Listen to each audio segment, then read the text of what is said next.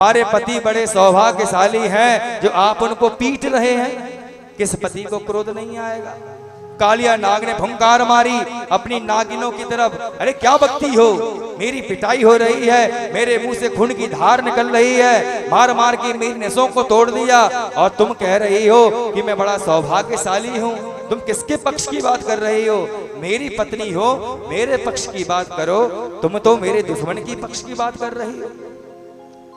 जब कालिया नाग ने फुंकार मारी तब नागिन ने कहा कि कुछ देर शांत हो जाओ, तुम्हारे बचाने के लिए ही, तुम्हारे सुख के लिए ही कह रही है।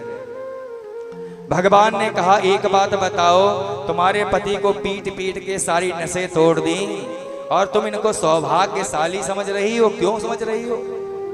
नागिन ने कहा देखो प्रभु, मेरे पतिदेव कालिया नाग ने कोई यज्ञ नहीं किया, कोई तप नहीं किया, लेकिन राजा बलि ने तो अपना सब कुछ समर्पित कर दिया था, सब कुछ समर्पित करके समर्पण कर दिया, अपना तन मन धन सब कुछ दे दिया।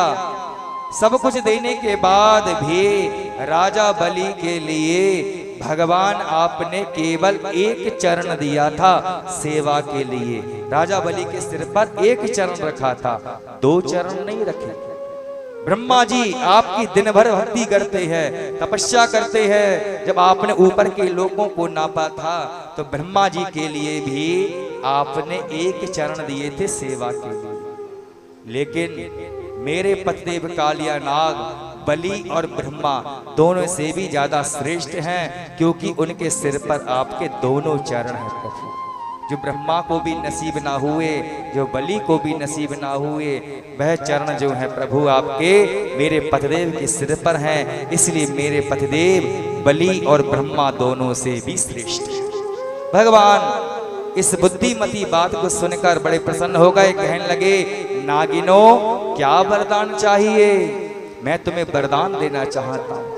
नागिन ने वरदान मांगा, प्रभु मुझसे प्रसन्न हो तो वरदान दो, आपके चरणों की रज चाहिए, आपके चरणों की मिट्टी चाहिए। अब कोई गंगा जी में खड़ा हो, पानी में खड़ा हो, आप उससे कहो कि अपने चरणों की मिट्टी दे दो, दे पाएगा? नहीं दे पाएगा। कैसे देगा?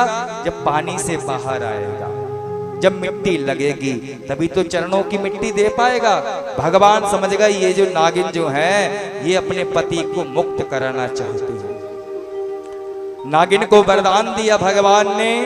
तब तक नाग जो है वो भी फनफनाता उठा कि अगर आप भगवान हैं, अगर आप न्यायाधीश हैं, अगर आपने मुझे मुजरिम समझकर मुझे दंड दिया है तो कोई सा भी न्यायाधीश ऐसा नहीं होगा जो अपने मुजरिम के लिए कुछ सफाई का मौका ना दे, कुछ बोलने का मौका ना दे।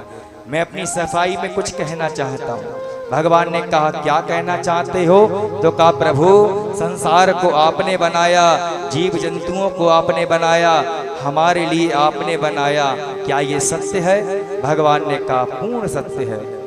भगवान ने जब इतना कहा तो कह दिया जब नागों को आपने बनाया तो नागों के अंदर जो जहर भरा वो भी प्रभु आपने ही भरा है ना?